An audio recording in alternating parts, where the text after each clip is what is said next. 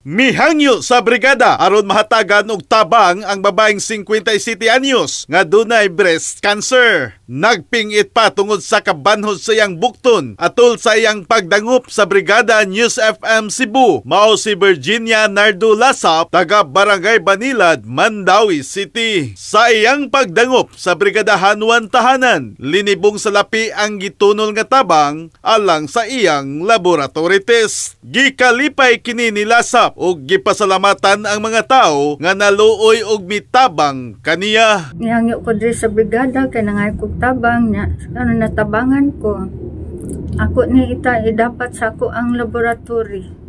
Daghan kang salamat sa mga brigada nga ila kong gitabangan.